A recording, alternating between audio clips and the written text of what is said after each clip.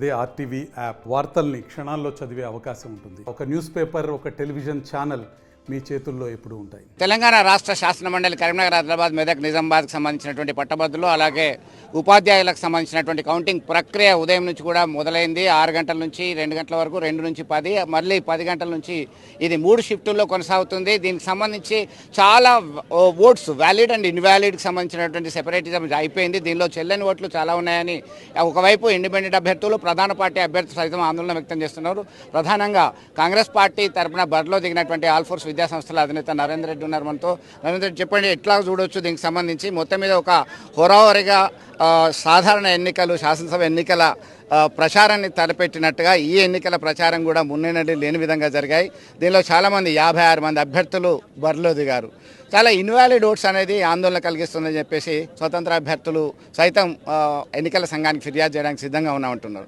మీరేం అప్పీల్ చేయదలుచుకున్నారు being Congress party candidate?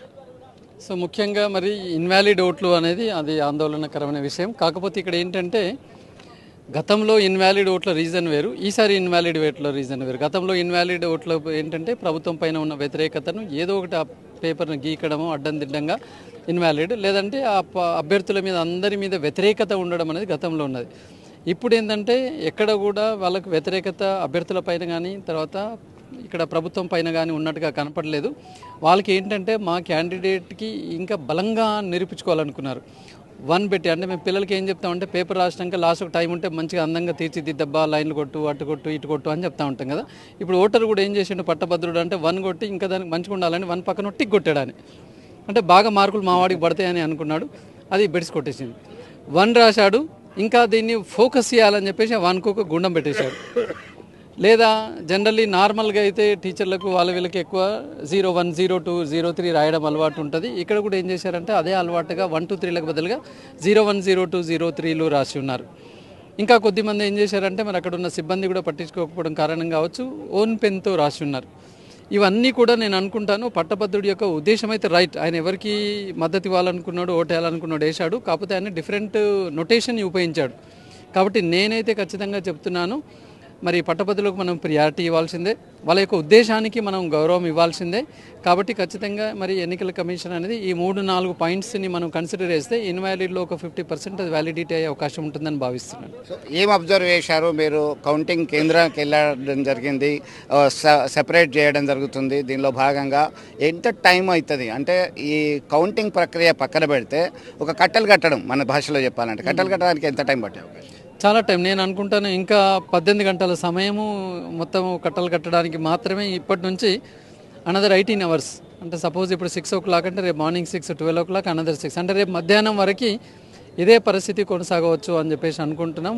వాళ్ళ దగ్గర ఏం జాప్యం కానీ అది కానీ లేదు, స్పీడప్ అనేది నడుస్తూనే ఉంది. అంతకంటే ఎక్కువ స్పీడ్గా కూడా వెళ్ళలేరు, ఎందుకంటే ఖచ్చితంగా అక్కడ ఉన్న ఏజెంట్లకు చూపించాల్సి వస్తుంది ఇది వ్యాలిడా ఇన్వాలిడా అనేది. టక్ ఇట్లేదు అని పెట్టడానికి కూడా వీల్లేదు. కాబట్టి అక్కడ ప్రొసీజర్ ప్రకారంగా కరెక్ట్గానే జరుగుతుంది, అందులో ఎలాంటి జాప్యం లేదు. అందరికీ ఓపిక ఉండాలి. సో రేపు మధ్యాహ్నం నుంచి కౌంటింగ్ స్టార్ట్ అయితే అర్ధరాత్రి వరకు ఏమైనా ఒక క్లారిటీ వస్తుందని అనుకుంటున్నాం. మీ విజయానికి సంబంధించినటువంటి కాన్ఫిడెన్స్ ఎట్లా చూస్తారు? సో నా విజయానికి తగ్గట్టు అయితే ఇప్పటికే ఆదిలాబాదు, నిజామాబాదు, మెదక్ ఇంకా రాలేదు, అడుగు పెడుతూనే ఉన్నాం. ఆదిలాబాద్ నిజం అయిపోయింది. అందులో చూసుకున్నట్లయితే మనము బాగా వెనుకబడ్డట్టుగా లేము, బాగా ముందరపడ్డట్టు లేకుండా ఉన్నాం. కరెక్ట్గా నాకైతే నమ్మకం ఉంది కరీంనగర్ పైన. సో ముంచిన కరీంనగరే, తేల్చిన కరీంనగర్ అనే భావన ఎప్పటి నుంచో నాకు ఉండే.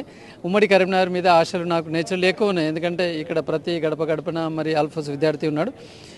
ఈ మెదక్, ఆదిలాబాద్, నిజామాబాద్లో నేను సేమ్ న్యూట్రల్గా మెయింటైన్ చేయగలిగిన ఈ ఉమ్మడి కరీంనగర్ అనేది ఖచ్చితంగా నన్ను పెద్ద ఎత్తున ముందుకు తీసుకెళ్తుందనే ఆశాభావంతో ఉన్నా. సో మొత్తం మీద అభ్యర్థి ఓటర్ యొక్క మనోగతానికి ప్రాధాన్యత ఇచ్చి అది కన్సిడర్ చేయాలని చెప్పి కోరుతున్నారు. గెలుస్తాననేటువంటి ధీమా అయితే వ్యక్తం చేస్తున్నటువంటి పరిస్థితి. వీడియో జర్నలిస్ట్ సుమంత్తో కలిసి చంద్రశేఖర్, RTV కరీంనగర్ నుండి. మరిన్ని వీడియోస్ కోసం ఛానల్ ని సబ్స్క్రైబ్ చేయండి. లేటెస్ట్ అప్డేట్స్ కోసం వాట్సాప్ ఛానల్ ని ఫాలో అవ్వండి. ఆ లింక్ డిస్క్రిప్షన్ లో ఉంది.